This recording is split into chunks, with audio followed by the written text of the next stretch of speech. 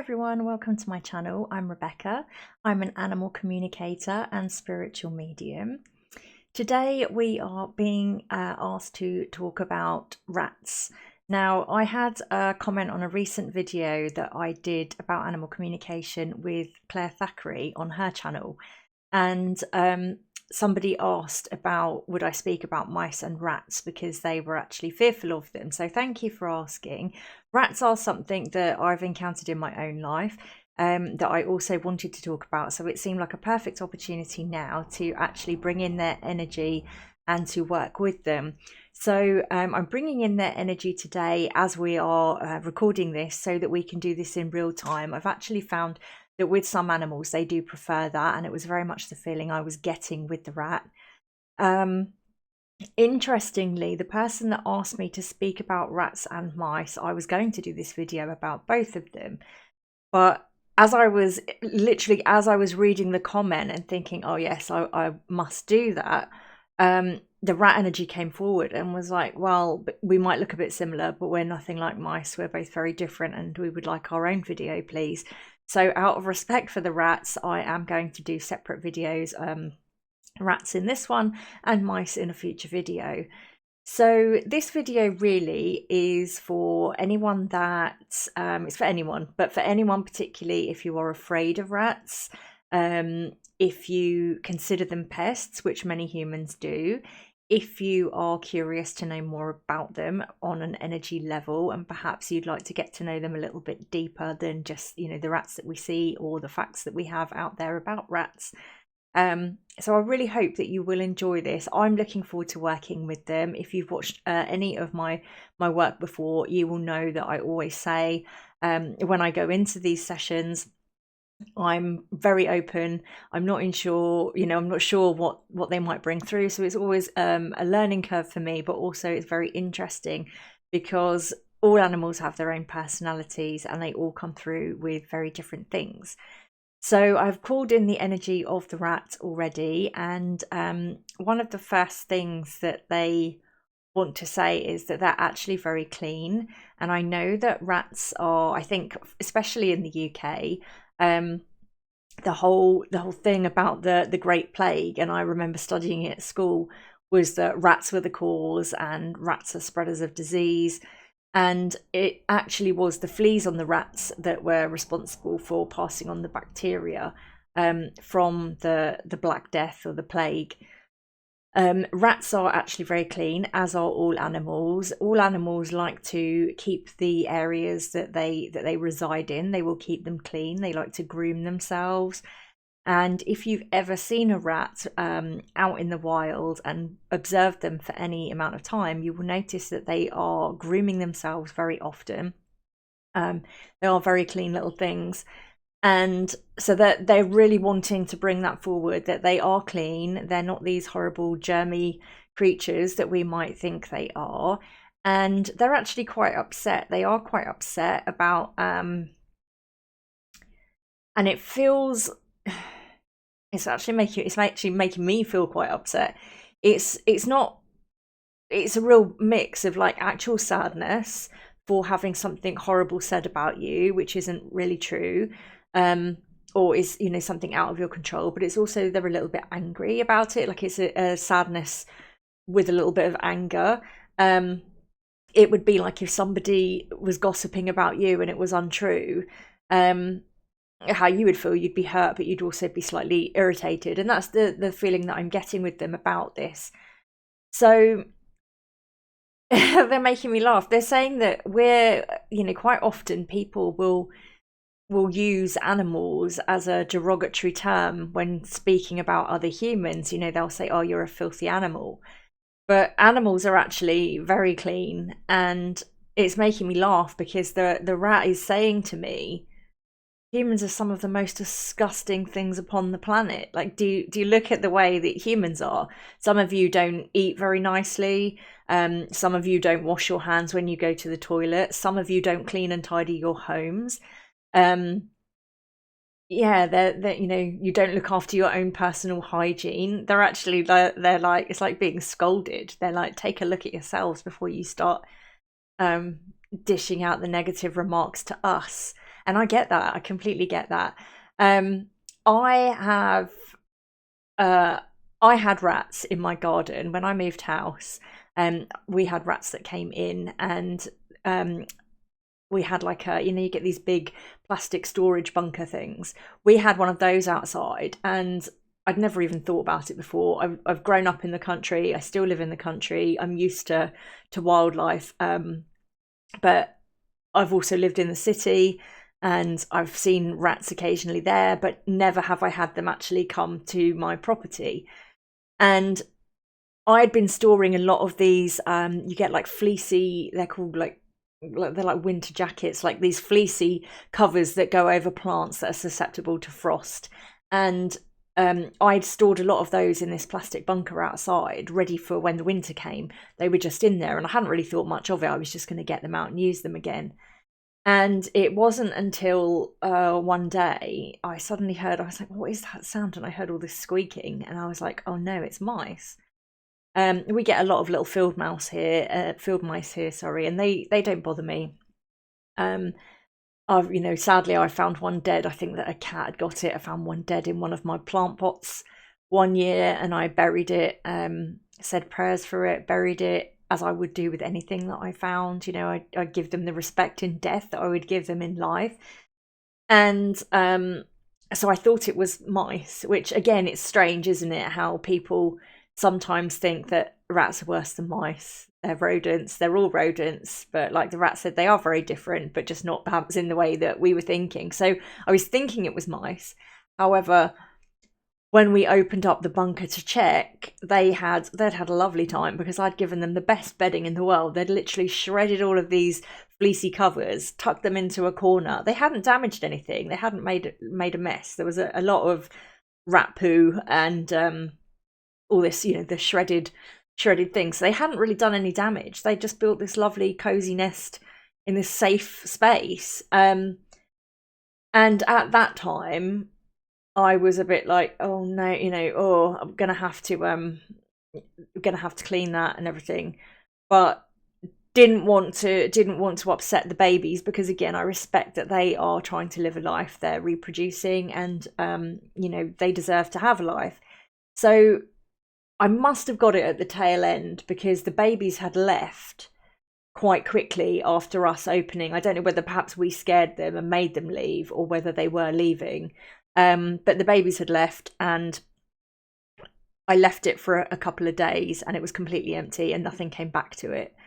And so I was like, right, we need to clear it out. And you would have laughed, because at that time I was worried about diseases from rats. And so I was out there with a mask on, gloves, decorating, it was like a hazmat suit, but it was a decorating suit. I was completely covered from head to toe.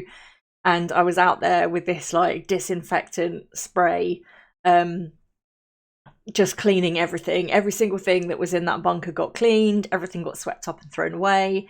And yeah, so that was kind of my first experience with them. However, obviously with the work I do, I had this feeling of like, that's your human reaction. It's your human reaction to worry about the disease aspect of it, because that's what you've been programmed to believe. This is since a young age. This is what's been going into your head. Rats are carriers of disease. Don't want to get bitten by a rat. You know, all of the rest of it. And it was kind of like, take a step back and let's think about this as these are animals. You live in the country, so this is expected. And I know that, and I do struggle when people move to the country and then get offended by the birds coming to the garden, or birds nesting in the roof, rats, mice, hedgehogs. You know, you're living in the country, you're in their domain, you're going to have all of these things coming in. And it was like I said, when Claire hosted me over on her channel, we have to remember that we are the problem. We have expanded and expanded and expanded into areas where animals lived. We're in their habitat now. And rather than choosing to live in harmony and to respect them, quite a lot of humans are thinking, well, no, this is my place. I need you out. You're a pest. You're diseased. Get out. And again, while some things aren't ideal. Like, you wouldn't want to live in your home with, I was going to say rats and mice, and the rats are like, not mice, just us. You wouldn't want to live in your home with rats in your home, and I most certainly wouldn't. But we have to find a way to work with them. You know, it's a bit like if you have in the workplace, there's always going to be one difficult co-worker. Always. Every single place I've worked, there has always been one. It might even be you. You might be difficult. You might seem difficult to other people. And it's about navigating your way around that. You're not going to go in and be like, oh, well, I don't get on with this person. Off you go, you know, be gone. It's not possible to do that. So why do we think we can do that with animals? Why can we pick and choose? And this was another thing they were saying to me.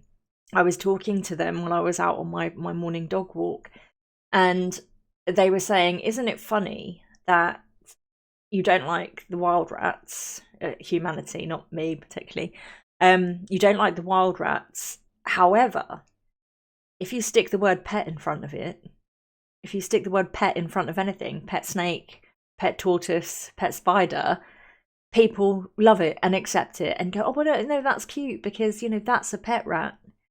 And I was like, actually, you're completely correct. I have nothing to say about that because you're completely correct. It's about the way we dress things up. It's about the way we choose to look at things. And it's also about our experience. Now, my brother, many years ago, he had pet rats. And again, at the time, I was like, why would you pick to have rats as companions? Like, ugh. But I will tell you something. Both of those rats were very affectionate, super intelligent. They would come when he called them and he could speak to them and they understood and they were very clever. And so I was like, oh yeah, you make a valid point actually. I used to be very scared of spiders, and I said when I spoke with Claire, I said that in my younger years I thought nothing of squashing a spider because, you know, it terrified me. I didn't want it in the house, and I would just, it was a spider, just, you know, you can't be in here. And now I never do that. You know, we get living in the country, and I know, like in the UK, this is nothing compared to Australia. But in the UK, we do get some pretty big spiders out in the country, and I'm not scared of them as I was scared of them before, but I wouldn't pick them up with my hand. So they always get a glass or a container put over them and gently lifted up and taken out into the garden and released out there. But I will never kill a spider now. I picked one up yesterday. I nearly stepped on it. I was actually making lunch, and I was like, oh, I saw it just as I was about to step. I was like, oh, did I drop some food? And I realised it was a spider, and I picked it up and kind of wanted to see where he wanted to go. And he wanted to go into my aloe vera plant. So he's living in there now for as long as he wants. But again, oh, it's so funny. The rats are like, enough about spiders. This video is about us. The video is about them. So yeah, it's just how we're programmed to think about things, and also our own experiences can make us feel, feel uncomfortable if we have encountered one and it scared us as a child, or perhaps we know someone that had a negative experience, and so we're having that like secondhand fear that I've spoken about before. Or sometimes you can just have an irrational fear of things and you don't know why, but it can also be from past lives. And I've spoken about this before on my Instagram page in a video I did there a while back, talking about fear and the way in which the different ways in which fear can come into our lives. Sometimes when you think something is an irrational fear, you're like, I'm just scared of that and I don't know why. It's actually a link to either ancestral trauma or it's a past life that we've had. So the person that said to me that they were afraid of rats and could I do a video about it, they might have actually been around in a time where, they might have even been incarnated during the time of the plague, and that is why they have this fear. So yeah, there's a whole thing where we have so much programming in our lives about, things that we should be afraid of all of the time. And especially in the last few years, it's almost become a world that is driven to always be in fear. And, you know, we're constantly having this fear put upon us about, you know, the next big thing that might happen, or you might run out of this, or it's all fear, fear, fear all the time. And so people are living in that fight or flight state. So I do understand that, but also I think we really do have to take a step back. Like I was saying, that is it your human mind thinking this, or are you actually thinking on a logical, spiritual level, we're all connected? Is this rat here to harm me? No, they're absolutely not. And one of the sad things it was saying to me on my walk this morning was, we're just trying to exist in the world like you. We're trying to raise our families. We're trying to nourish ourselves. We're trying to learn and grow. And we have to remember that we're all here for, we're all here. We all have a soul contract. We're all here to learn in this incarnation. And, you know, that rat could have been a person in a prior life, and they've decided to come back as an animal to experience being an animal. They may also have come back to experience, you know, they might have been a person in a past life that was cruel to animals, so they might be coming back as an animal to experience, you know, the other side of that, how that is, to help them to learn and grow. But the rats are really not, you know, there's just this just real heavy, sad energy of, you know, we're just trying to live. We just want to live. And yeah, they're saying we don't come into your spaces. We don't come into your spaces to cause trouble. We come into your spaces through lack of food, lack of they're saying lack of territory. So like I was saying about us building everywhere, we're encroaching on the places where they normally were. And I had, since the episode with the rats that I told you about a while ago, I love to feed the birds, and I have a particular affinity with the doves and the pigeons and blackbirds and the little robin that come to my garden. And doves and pigeons, they need to feed on a flat platform. They can't get up to the hanging feeders. And so I have people around me that have hanging feeders. So I have a bird table so that all of the birds, you know, they can all come and feed. They all get a variety of things from a variety of places, but there's enough for everybody. And I noticed that it wasn't, was it last year? I've been here a long time now. I've been here since 2017, and I've never had a problem.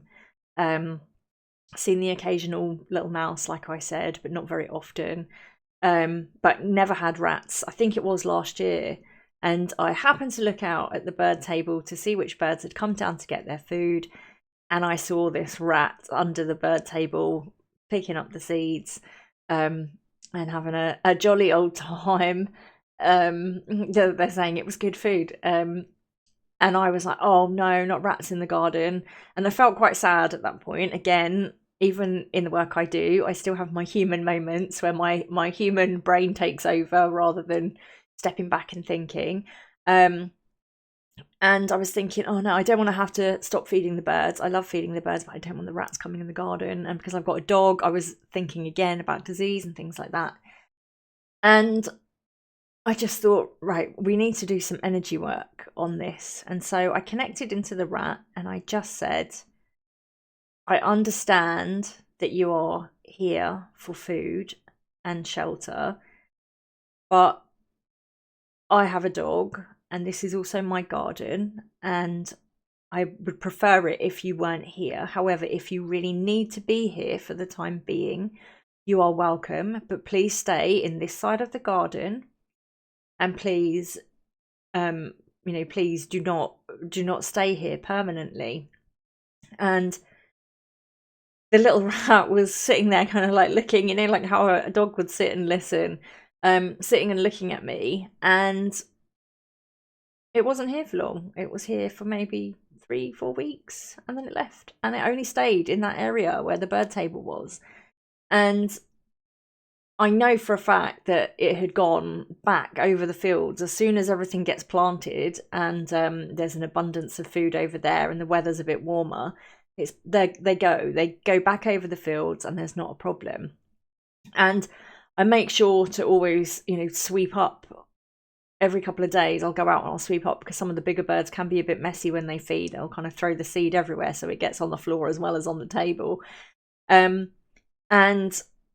it was funny because Claire and I had literally just been having this conversation before we recorded our video, and I had said to her, "Oh yeah, mine have been gone. I haven't had any issues. I haven't seen them." And literally within 2 days of having that conversation, I saw one come out from under my decking steps, and I was like, "Oh, not again." And so I was like, "Hello." So obviously, it's a different rat. And it brought this little friend with it as a boy and a girl. So they're obviously looking for somewhere to have a family. And I was like, really, no, I don't want you to have your family here. As as sweet as you are, I'd really prefer it if you didn't. And again, they said it's cold. We need shelter. We need some food. We won't be a pain. And I'll tell you now, I never find any rat droppings at all in the area where they come out to feed. Ever, ever, ever. Never have I ever found any. And so, again, we've compromised and I've said you can be here for a short time. But after that, you really do need to go because, there's going to be an abundance of food again soon and it's going to be really nice for you. And I want to be able to come out in the garden with my dog and enjoy the space and not have to worry. So it might sound mad. It might sound mad to people. But again, it's all about learning. And rather than being angry at them, look at it differently, understand that they are actually here to do the same as us. They're just going about their day, their business, trying to raise a family, trying to learn, trying to grow. They want to eat, they want shelter, they want to feel safe. And that was one of the things that the previous rats that had come had said to me. It was safe. They liked it because it was safe. I wasn't out there putting poison down, and I wasn't out there, we had some humane traps when it first happened and we were worried that they might come back. We had some humane traps, and I think literally we only had one. We only had one that went in the trap, and that got taken back over to the field and released over there. But I will never kill them. I have such an issue with it. I just can't. I cannot bear it, and I really hope that this does reach people's hearts and makes people think differently. One of the things the rat said to me, without even me mentioning it, was, "Why do you hurt us? Why do you want to hurt us so much? We don't want to hurt you." And they showed me, and it made me feel really sick. They showed me when poison is put down and they ingest the poison. And so how, and I've looked at poison in the past. I've looked at poison. I can say I've never put poison down. 100%. I have never put poison down because I always thought it was awful. Originally, I thought, oh, they eat it and then they just go to sleep. That is not what happens. And when I spoke to this rat on my walk, and it was showing me on the back of these packs, it will often say, the rat will take it back to its nest and it will get into all of the animals, or all of the rats that are in the nest. It will get them all. But that's actually not what happens. You need a lot of poison multiple times to do that. The rat was showing me that's not what happens. And it showed me and made me feel, and this is awful, it made me feel it eats the food, and it was really sad. You could feel the joy of it smelling something and being like, oh, this is exciting. Imagine if you sat down for your favourite meal and you were like, oh, God, I can't wait to eat this. It's delicious. This is literally how this rat was with the poison. And it ate it. And it's walking back. It's walking back to its nest after having a really good fill of this food. And it's saying within 5 minutes. So within 5 minutes, I can feel I'm walking slightly lopsided. Perhaps if you're drunk, or you're slightly unbalanced and you're trying to walk straight, but you're kind of walking over to one side. It's showing me that it started to feel that way, and then I had this horrific. It's giving it to me again, and it makes me feel like I'm going to throw up. If you've ever had really bad acid indigestion, and you've suffered with it and you couldn't get rid of it, it's showing me that this is like literally fire coming up through my chest into my throat, and it is so severe. It is so severe. I can't catch my breath, and it's making me really sad. I just asked them to take that off me. They're saying they want us to feel it. They want us to know. It's so horrific. It's literally like being burned alive from the inside out is the only way I can describe it. And it's so painful, and they can't even catch their breath because of the pain. The pain is so bad that they can't catch their breath. And I'm feeling like everything starts to cramp up with this pain, like I can feel like their little paws cramping up, and they're laying, but this goes on for hours. They don't die quickly. This goes on for hours. And what they were showing me was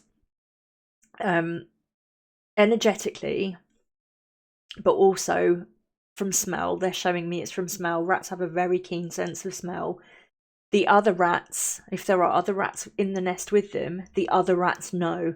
They know something is really wrong, and generally what they do is they will leave because it's, it's like danger. And they're showing me that the other rats are leaving. The other rats leave, and this rat is in this excruciating pain, dying slowly, really afraid, with no comfort, and absolutely terrified. And I really hope that people will see this and they will think twice about putting poison down. The other thing they showed me when they were talking about this is the sticky traps, and I have a real issue with the sticky traps because I can't say that they're worse, because I just think they're both horrendous. So with the sticky traps, they were showing me, it's literally like super glue. If you've ever super glued something accidentally to yourself and you know how hard it sticks and you literally have to pry it off. If you get something on your finger, you're prying it off and it actually pulls a layer of skin off. They're showing me, and they're very delicate. They have very delicate little paws. They're showing me when they get stuck on these sticky traps. And again, there's something on these traps. The smell's quite enticing. I hadn't realised that. I thought they were just put there and the rats walked over them. But the smell is quite enticing. And when they walk over them, they get stuck and it's almost like they're in cement. But the problem is it hurts. And so they're trying to save themselves. That's your natural instinct, to try to save yourself. They're trying to pull their paws up, but it's hurting because it's pulling the skin off.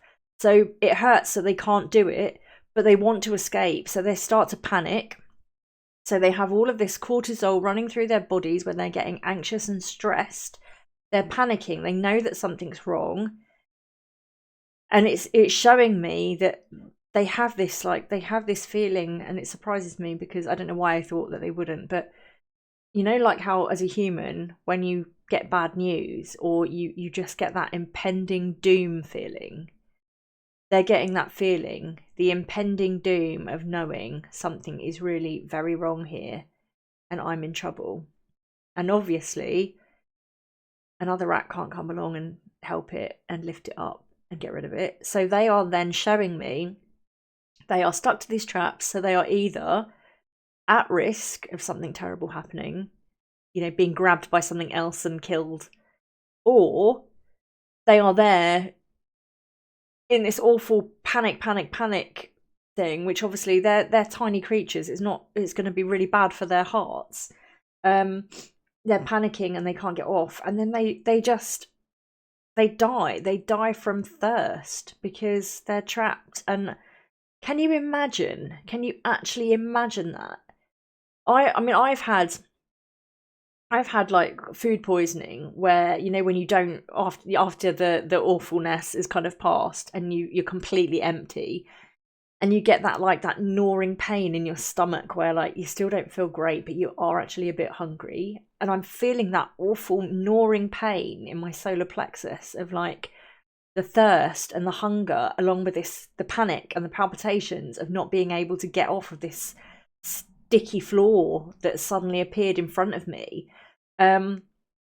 It's just barbaric. It's absolutely barbaric. There is absolutely no need. There are ways that we can get around these things. They aren't coming to cause us harm.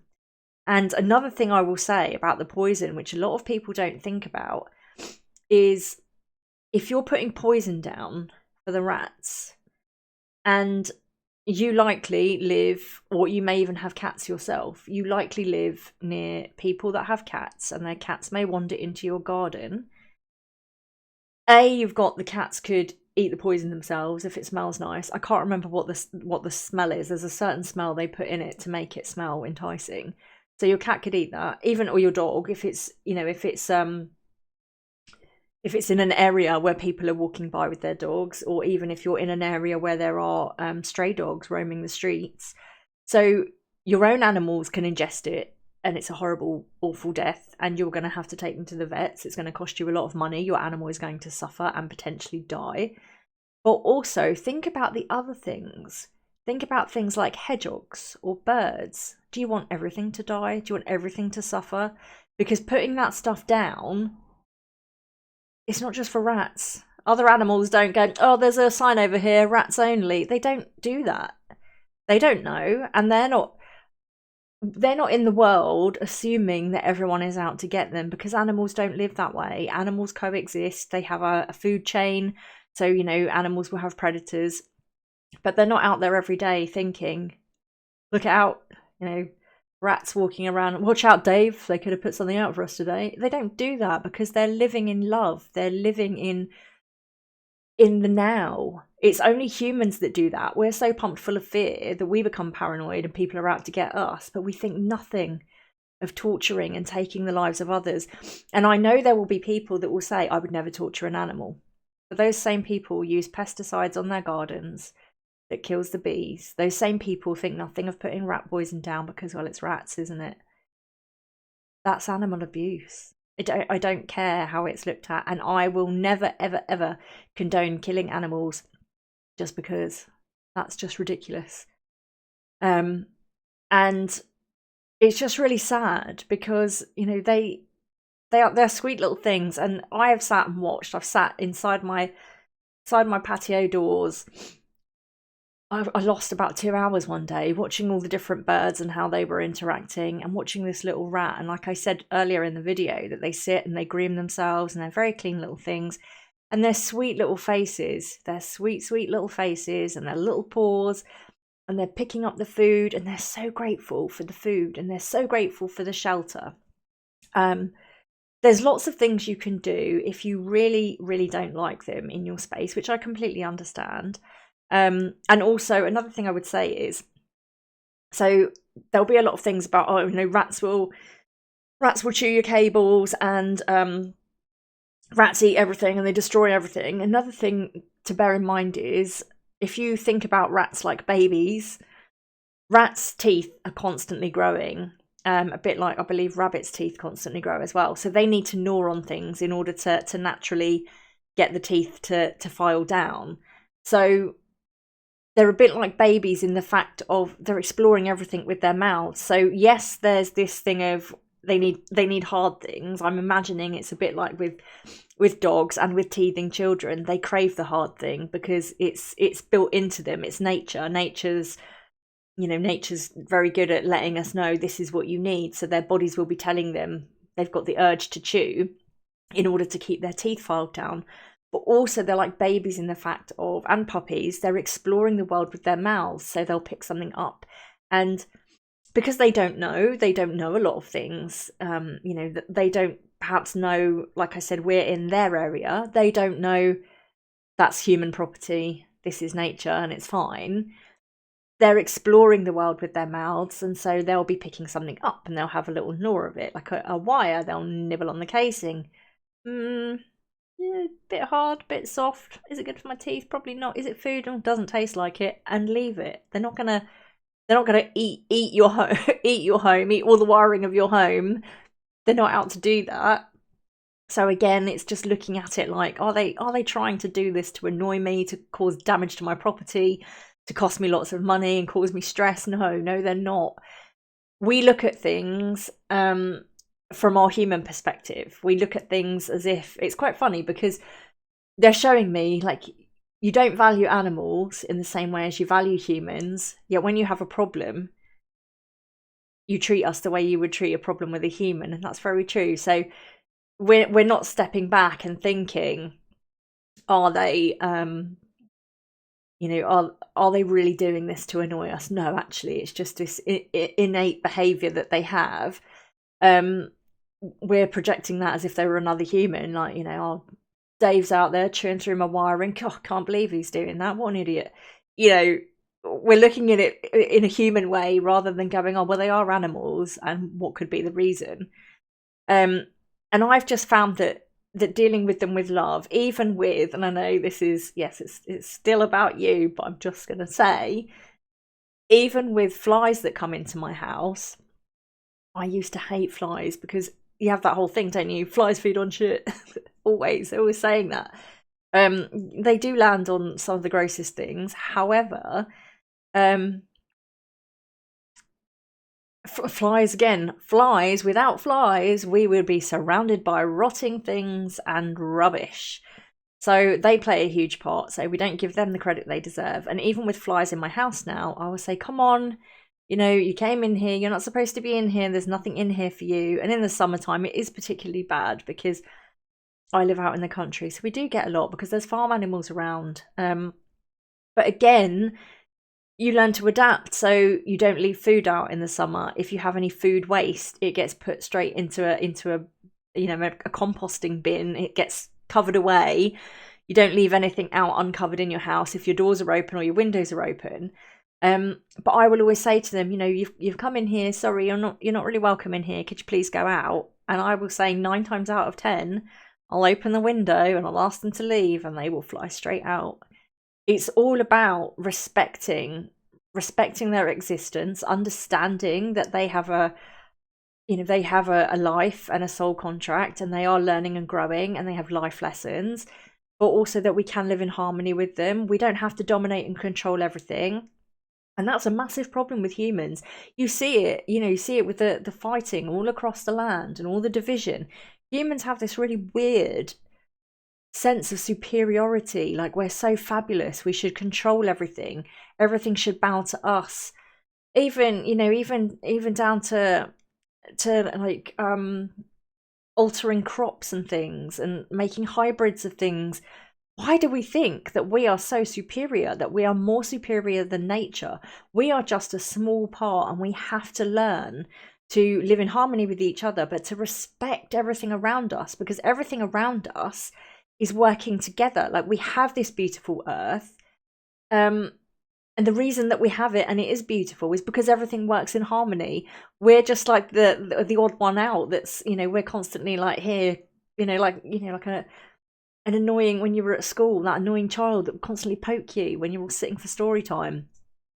We're like that. We're here constantly poking, annoying everything, when everything else is just trying to get along. And I've always said I'd find humans fascinating and perplexing. I don't think I'll ever fully understand people. Animals, I understand very well, because animals are just very, very loving, very to the point. There's no hidden agenda. They don't operate from ego. They are just, what you see is what you get, and you can learn so much from the animal kingdom. Even if you look at things in nature, like one of the things I always talk about is trees. I'm always fascinated. You'll see one tree leaning against another, or they've grown up together, and somehow their branches are intertwined, or their barks have kind of merged. And sometimes they're different species of tree, but they're not they're calm and they're existing together. Their energy's not angry and fighting like you're leaning on me. You know, they don't have that. They're just like, oh, okay, this is the situation. Okay, well, I'll make my branches go up and out this way because your trunk's kind of in the way now, but I can move around it. We need to be more like that. We need to be more adaptable and to understand that nature's not out to get us. Nature's very beneficial. Without it, we don't survive. So we need to start respecting nature a little bit more.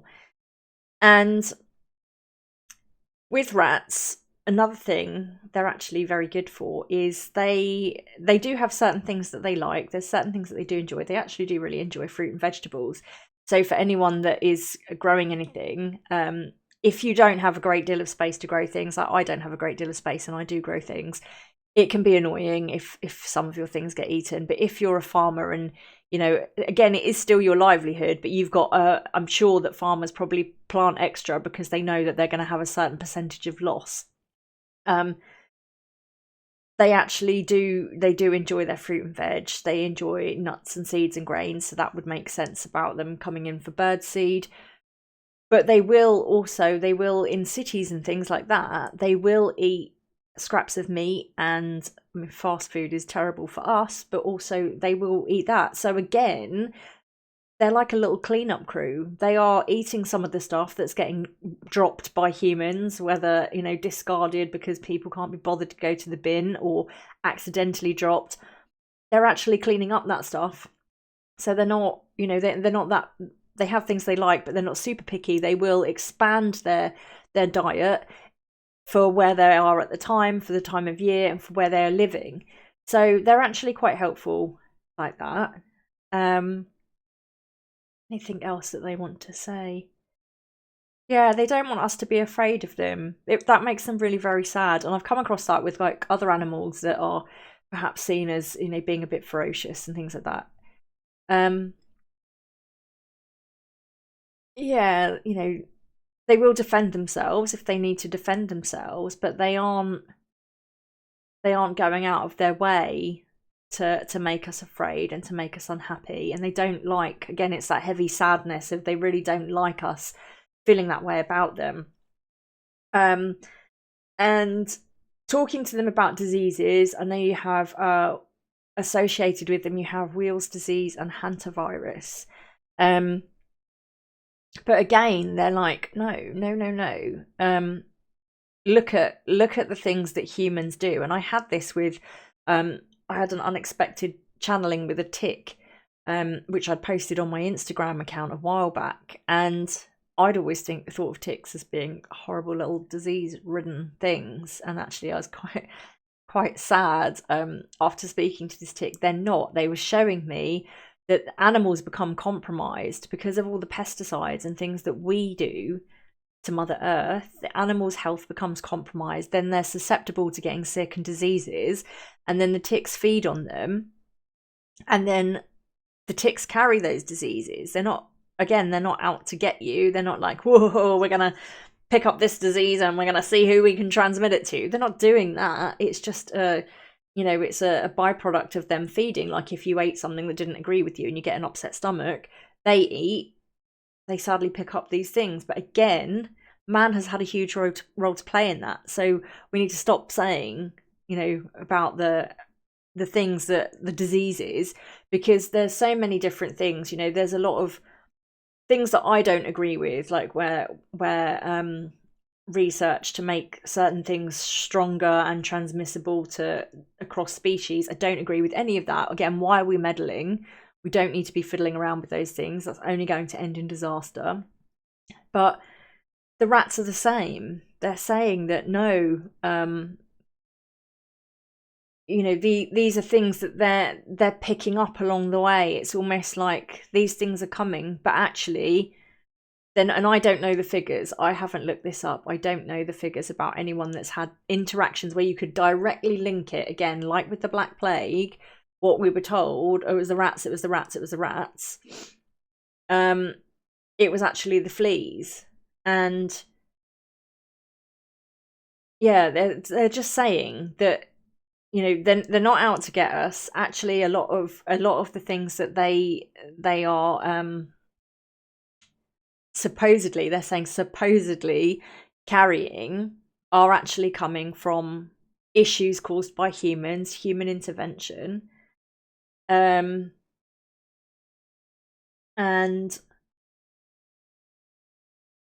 yeah, they're just asking. They're saying, could you be more mindful? Could you be more mindful of us being about?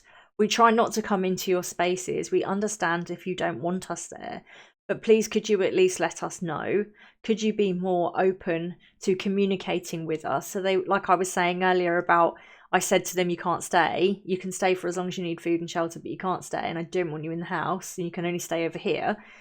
You might feel nuts doing that if you're not open to animal communication, but they're just saying, like, they understand. They're working with us on an energy level. They pick up on our energy.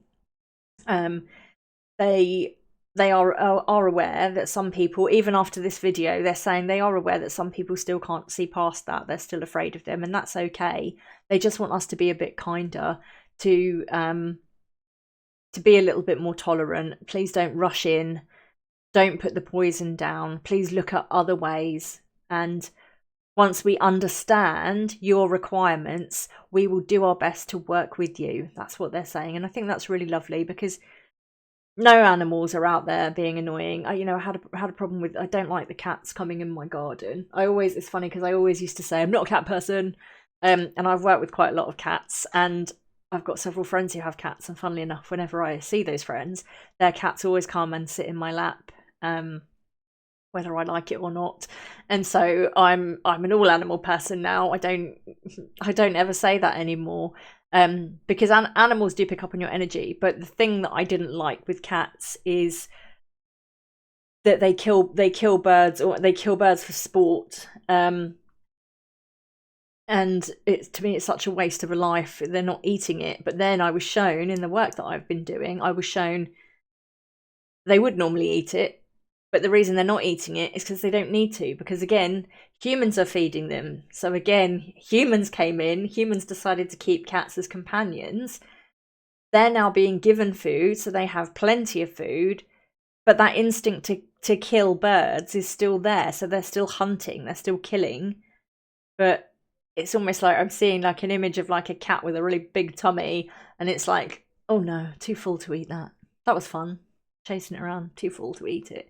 So again, it's not the cat's evil, it's killing the birds, and I hate that, because it's killing the birds, just like I said, for sport. It's not.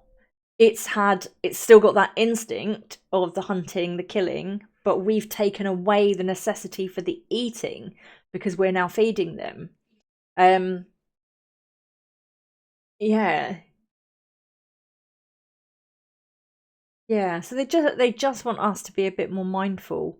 But again, like with the cats, I've said to the cats I don't want them coming in the garden, because they did come in and kill some birds, and that does make me sad. But also they do tend to toilet anywhere, in flower beds and things like that, and I really don't like that. And I don't want to go out and be clearing up that when I have a dog, and I clear up that anyway.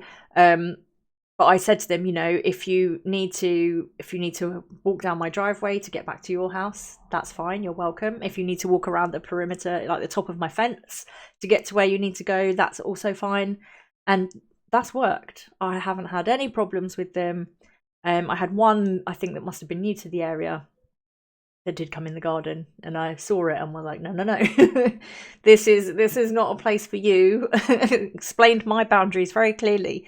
And you will find, once you get over the feeling a bit funny about it, to me it's second nature. I'm out there talking to everything all the time. I'm probably like the mad woman who's like, morning bees, morning trees, like, I'm just out there talking to everything. But I'm genuinely so full of love for everything, and so wanting to learn about everything, to share this wisdom, so that people will open their hearts more to the animal kingdom, and to understand that we all, we're all on this planet. We can all coexist. We can all find harmony, and we can all really enrich each other's lives.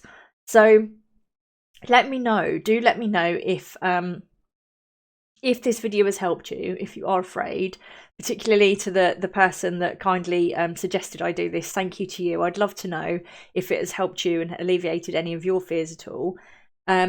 If it's actually helped anyone to look at them differently now and to perhaps give them a little bit more understanding, even if you did used to put poison down or the sticky traps, and you've now thought, actually, oh, that's really cool, I hadn't thought of that. There's no judgment. I don't want any judgment in the comments. Do let me know, because I love to understand. And I think, like I said in the past, when I was much younger, I used to kill spiders and not think anything of it, and I've learned that is not the right thing to do. So yeah, do let me know. I really do hope that it has helped you to understand them a little bit better. They are very smart, very intelligent, and actually very sweet. If you do see one in your garden, I would suggest you don't have to. I wouldn't recommend trying to touch them, because obviously they are going to be slightly afraid. They're not. I mean, I only have to open the door and they shoot away. If I'm inside and I'm sat at the glass and they're watching me and we're talking, we're having an energetic conversation, it's fine. But the minute I open the door, they run and hide. Because they have that instinct there. So I wouldn't recommend trying to pick them up or touch them, because if you do get bitten, obviously that's not going to be nice for them. They don't want to bite you. They don't want to feel scared and threatened, but also it's not going to be pleasant for you.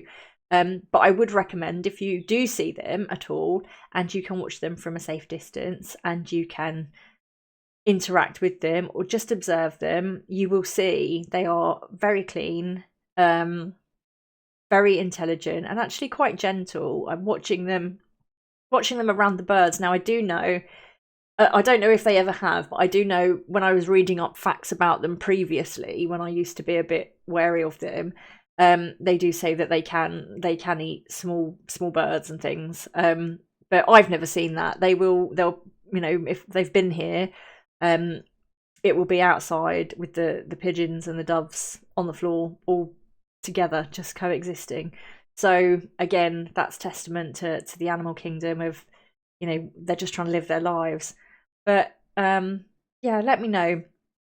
Let me know if this has helped you, if there is anything you'd like me to follow up with, if there's any questions that you have for the rats, do let me know. If you have a specific problem with rats and you don't want to get exterminators in, there are humane companies that do. I don't know about in the UK, but I do know when I looked up previously, because rats have a very keen sense of smell. They don't like strong smells. You can... onion is one of them. Citrus smells is another. You can put, I did put, but again, it's kind of messy. You might not like it. But what you could do, if you want to chop up some onion, if you've got onion available and there's like one place that rats are coming into your garden, if you've got little holes, like I had a little hole that they dug to go underneath the decking steps, you can get, those little organza gift bags. I've found that they work really well. So then you're not making a mess around your whole garden. You can chop up some onion, stick it in there, tie it up, pop it in the hole. I would probably, in case if it rains and it gets pushed down into the hole, I would maybe stake it with like a piece of garden, like the bamboo canes, stake it with a piece of that to hold it in. And you will find that they will smell that, they won't like it, and they will leave. However, do remember that they are very intelligent, and it's like us going to our favourite restaurant and having a bad experience and going, oh, but I did really love it there. There was a lot of good things, and leaving it a bit and then going, I'm going to go back and try it again. They will come back and try it again. So if it rains or anything like that, the scent's going to deteriorate, so you're going to want to refresh that. But it's a very easy way, and you can go out and just... empty out. Those bags are reusable, which is great, and they actually wash quite well. I put them in a laundry bag because they're quite fine. I don't know if they just went in the machine as they were, they might deteriorate, but I just put them in a laundry bag, pop them in the machine. You can buy a pack of those organza bags. I think you can get like 100 bags for like £1 or something. They're really not expensive, but again, you're not throwing things all around your garden, so your garden's not getting messy for you. It's something that the rat doesn't like, but it's not harming the rat. So yeah, there's lots of things you can do, and as I said, I don't know about in the UK about humane companies that come out pest control. I'm sure there must be some, because lots of people do love animals. But I know in the States there are even humane pest control companies online, and you can look them up, and some of them will say on their website different things that you can try before you call them out. So yeah, do have a look. Do let me know if this has opened your heart and your mind to the rats. And I will leave that with you with lots of love from me and from the rats. And yeah, they're saying that they just want to be your friends. They don't expect you to interact with them, but they'd like to be able to live in harmony and to live in peace. Let us live our lives and we'll let you live yours. Thank you for listening. I'll speak to you again soon. Take care.